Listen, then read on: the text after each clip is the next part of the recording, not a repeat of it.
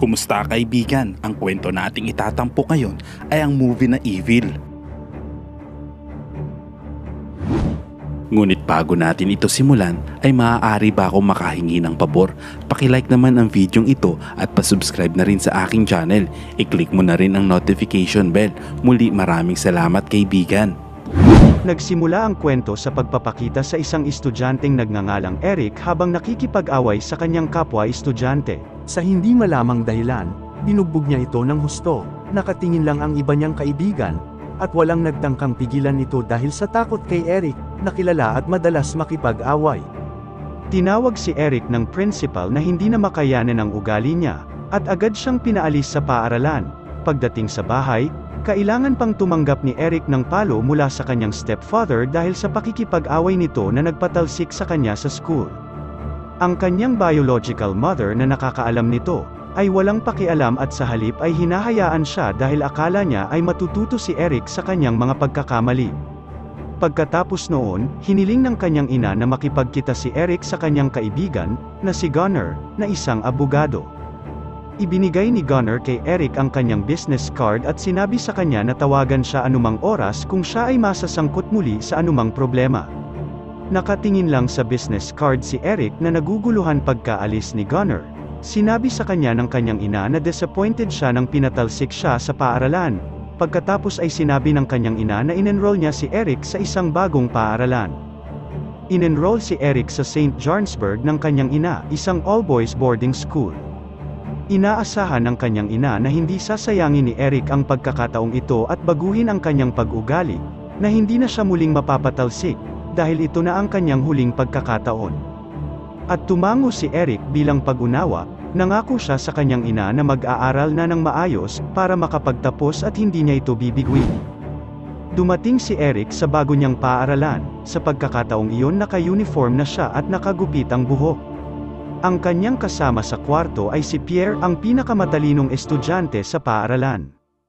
Nagkwekwentuhan sila at naging magkasundo agad dahil pala kaibigang tao si Pierre.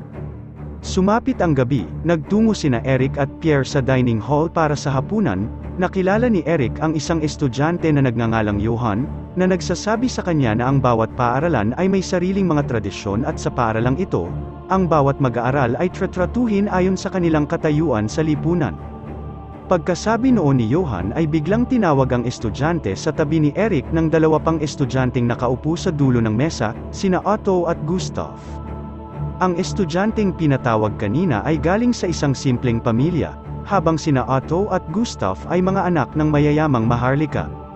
Sina Otto at Gustav na nagmula sa mga marangal na pamilya, madalas na nambubuli sa iba pang mag-aaral, na nagmula sa ordinaryong pamilya, katulad ng estudyanteng nakaupo sa tabi ni Eric kanina. Malakas ang loob ni Otto at Gustav na gumawa ng mali. Ito ay dahil sa impluwensya ng kanilang pamilya sa paaralang ito, kaya hindi sila natatakot na mapatalsik sa paaralan.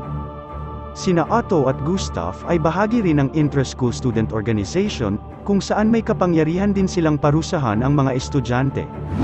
Pagkatapos ng hapunan, niyaya ni Pierre si Eric na manigarilyo sandali. Noong una ay tumanggi si Eric dahil nangako siya sa kanyang ina na susundin ang mga patakaran.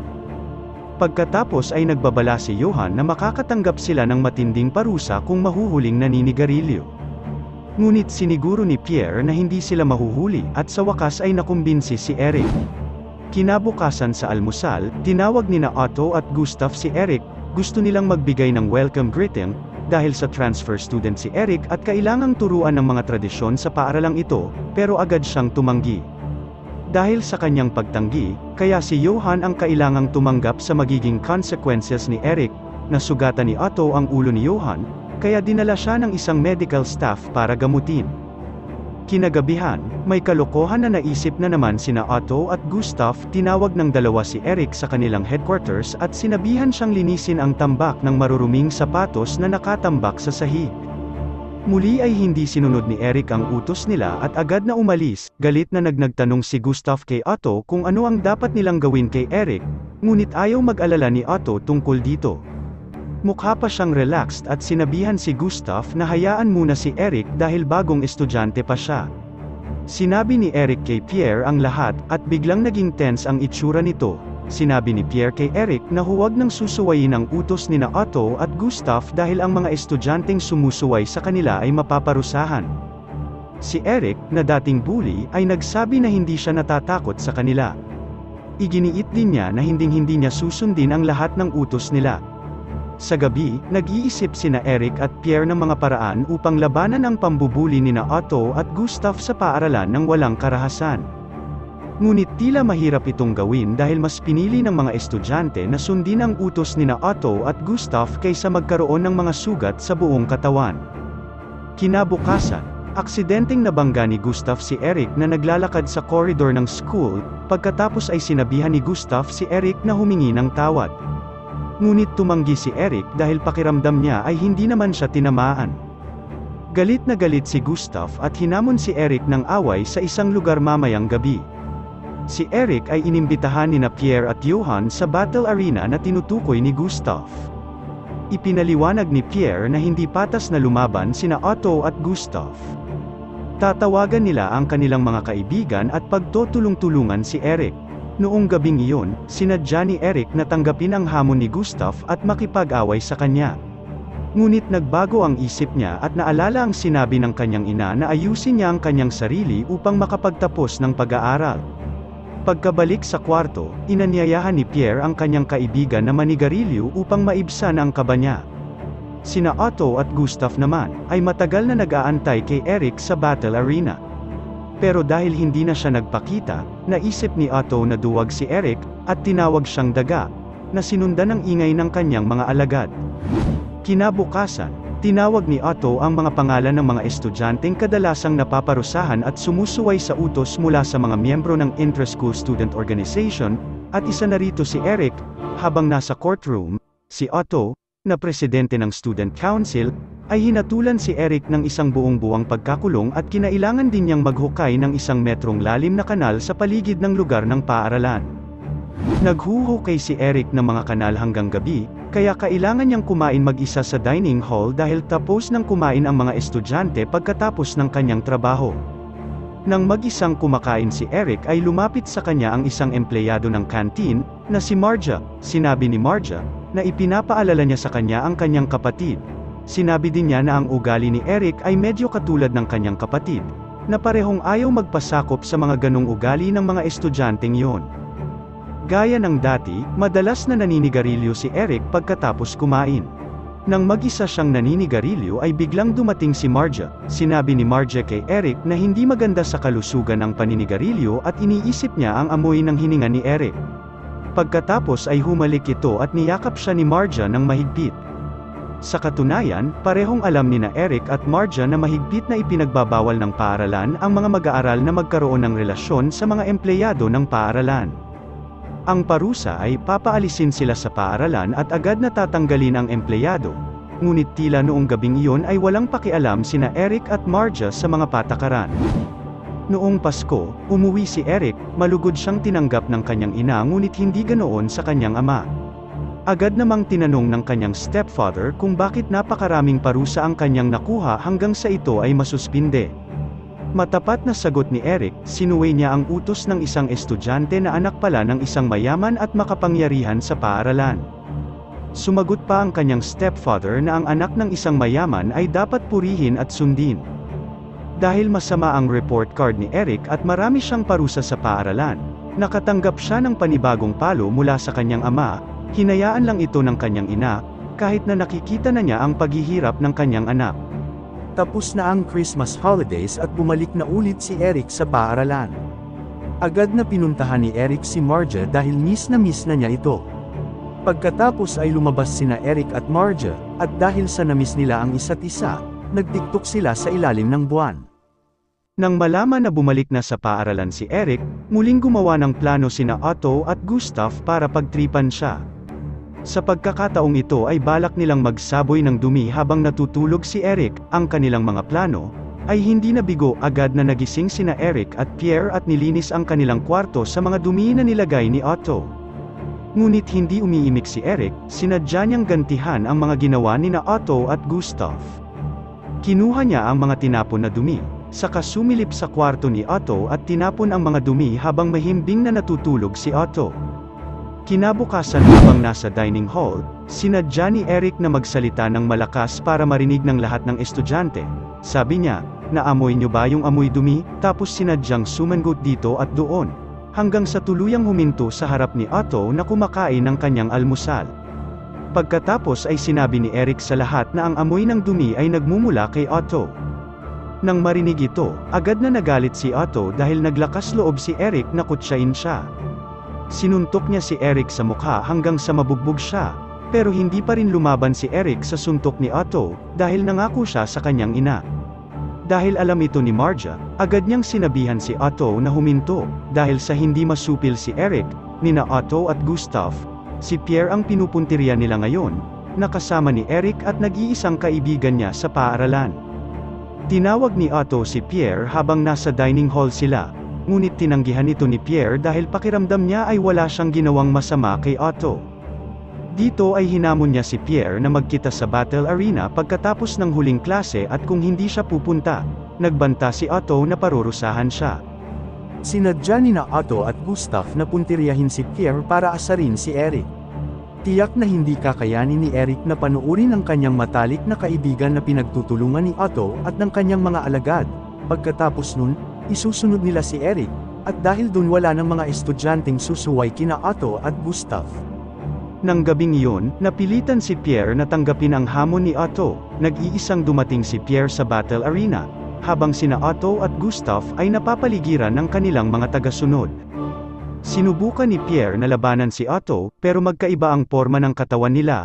Bumagsak si Pierre sa lupa sa iilang suntok lang mula kay Otto. Sa mga oras na yun hindi alam ang kinaroroonan ni Eric, kahit na ang kanyang matalik na kaibigan ay pinagtutulungan nila Otto at ng kanyang mga tagasunod. Nang tuluyan ng bumagsak si Pierre, kararating lang ni Eric at wala na siyang magawa dahil huli na ang lahat. Dinala ni Eric si Pierre sa kwarto at ginamot ang sugat nito, pagkatapos ay pinagpahinga niya si Pierre at lumabas ng kwarto. Nagkita si Marja at Eric at nag-TikTok ang dalawa hanggang sumapit ang umaga. Kinaumagahan, si Eric, na nag-aalala sa kalagayan ni Pierre, ay agad na bumalik sa kanilang kwarto. Nagulat si Eric, at nadatnan niyang wala si Pierre. Dala din ito ang kanyang mga gamit, na nagpapahiwatig na hindi na siya babalik sa paaralan. Nag-iwan lamang ng liham si Pierre na humihingi ng paumanhin sa kanyang biglaang pag-alis. Sinabi ni Pierre na mabuting kaibigan si Eric at pinayuhan siyang huwag sumuko at patuloy na labanan ang pagiging arbitraryo ni Otto at ng kanyang mga tagasunod at sugpuin ang mga hindi makatarungang nangyayari sa paaralang ito. Bumangon si Eric at pinakita ang tunay niyang pagkatao. Desidido siyang gantihan si Otto at ang kanyang mga alagad dahil sa kanilang malupit na pagtrato sa kanyang kaibigan at sa iba pang mga estudyante. Pumunta siya kay Gustav sa dining hall at hinamon niya ito na maglaban sa battle arena mamayang hapon.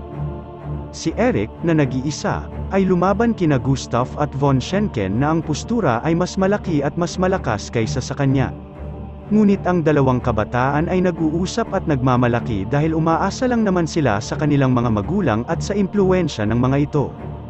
Si Eric, na isa ding basagulero, ay nagawa silang patumbahin ng walang kahirap-hirap.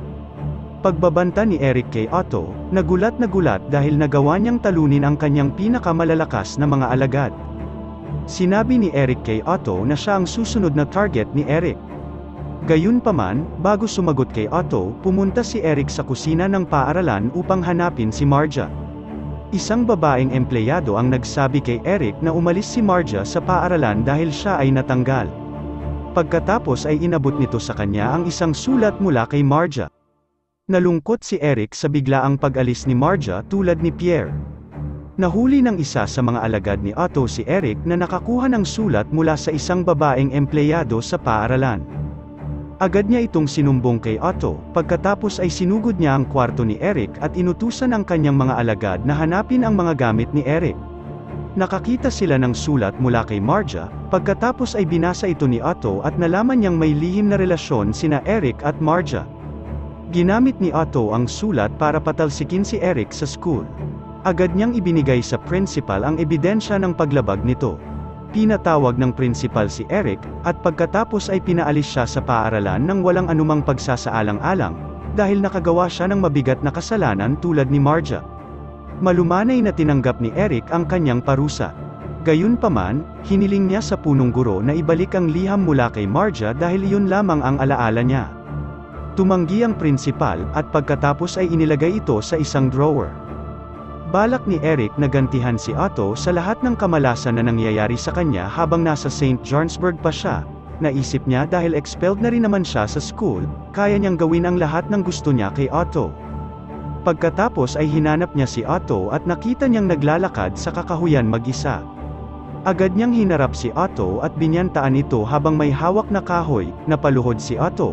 At sa hindi inaasahang pagkakataon, sinunod agad ni Otto ang kanyang utos. Si Otto, na nanginginig sa takot, ay nag-alok kay Eric ng 10,000 dolyar para hindi siya nito patayin.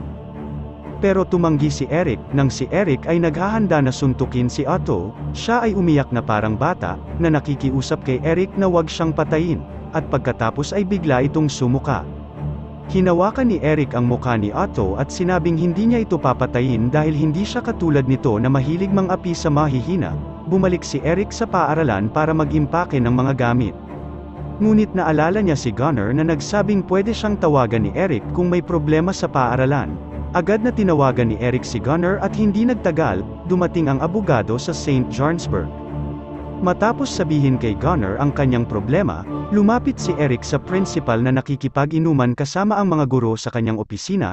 Nakiusap si Eric na huwag siyang paalisin sa paaralan at ibalik sa kanya ang sulat ni Marja. Sa una ay tumanggi ang punong guro, ngunit pagkatapos ay pumasok si Gunnar sa opisina at nagbanta na isa sa publiko ang pangyayaring pambubuli sa mga mag-aaral sa kanilang paaralan. Wala ring ibang choice ang principal kundi pagbigyan ang lahat ng hiling ni Eric. At i-dissolve ang student council na pinamumunuan ni Otto. Malaki ang pasasalamat ni Eric kay Gunnar dahil makakabalik na siya sa pag-aaral at ibagsak ang autoritarya na pamumuno ni Otto at ng kanyang mga alagad. Si Eric ay gumugol ng kanyang mga araw sa paaralan ng mapayapa, hanggang sa araw ng kanyang pagtatapos. Ang kanyang ina ay labis na ipinagmamalaki at masaya sa lahat ng mga nagawa ng kanyang anak sa panahon ng kanyang pag-aaral sa St. Johnsburg. Gayunpaman, hindi pa rin masaya ang kanyang stepfather dahil nakakakuha si Eric ng hindi magandang marka sa subject niyang values sa paaralan.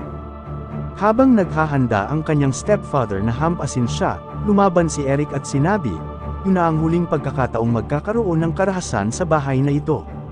Pagkatapos ay pinalayas siya ni Eric sa kanyang bahay. Pagkalipas ng mga araw, habang naglalakad si Eric, nagkita sila ni Pierre na papunta sa Geneva upang ipagpatuloy ang kanyang pag-aaral. Nangako silang magkikita muli balang araw. Sana'y nagustuhan mo kaibigan ang kwentong ating itinampok. Kung magkagayon, ay baka naman pwedeng pakilike ang video ito at pasubscribe na rin sa aking channel. Kung hindi mo naman ito nagustuhan, ay pwede mong pindutin ang dislike button ng 2 beses para makasigurado ka.